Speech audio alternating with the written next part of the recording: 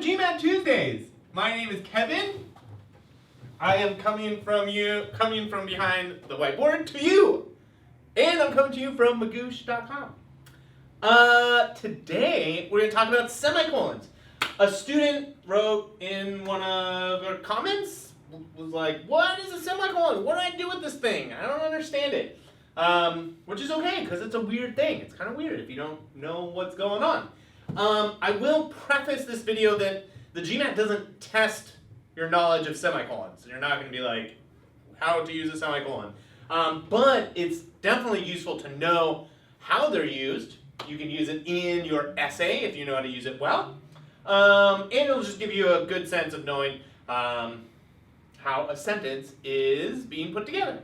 So, simply a semicolon is a type of punctuation, but it's a type of punctuation that lives inside a sentence. There's external punctuation or punctuation that ends sentences, like periods and question marks. And then there's punctuation that is inside a sentence, like a comma, a dash, or a semicolon, like this little guy. And its main purpose is to separate major elements in a sentence. That's it. Separating major elements in a sentence. There's three main ways that a semicolon is used, which I have listed here, and some examples. So let's go through them.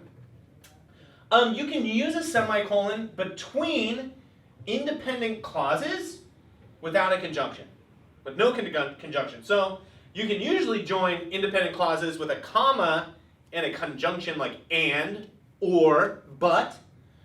Your other option is to drop all that and just use a semicolon. So, for example, here we have, we wandered through the forest most of the day. There's our semicolon. Sunlight burst through the treetops to light our way. So, the semicolon is joining, connecting these two independent clauses. The theme or topic of these two independent clauses is very closely related. And I could replace the semicolon with a comma and. So I could say most of the day and sunlight burst through the treetops. So that is one way that you see semicolons used. This is one of the more common ways.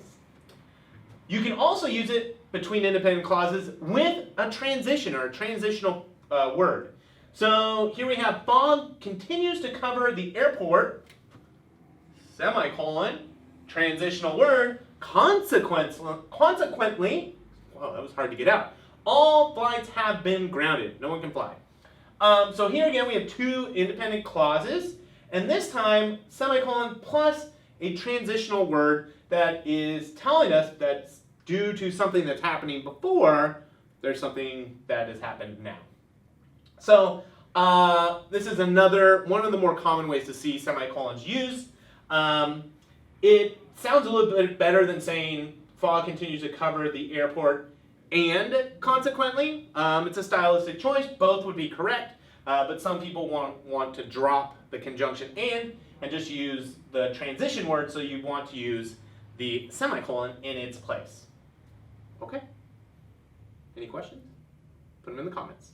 And the last way that you'll see semicolons used is to replace commas in a list. I'll say this is something you don't see so often because you don't tend to have lists that have commas in them. So that's really when you're replacing commas in a list, is because the items in your list have commas in them.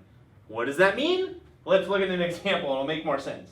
In our group was Ravi, comma, a biologist from Colorado, and then instead of putting a comma here, we're using a semicolon to show that one item has been listed and now we're moving on to the next item.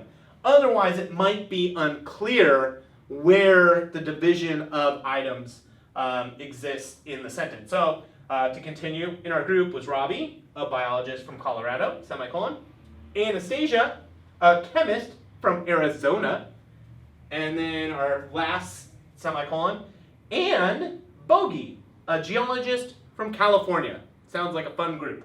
So you can see we've got all these commas in here in our list, and to help distinguish between what punctuation is dividing the list and what punctuation is being used to identify a modifying phrase, we're using a semicolon to make it clear.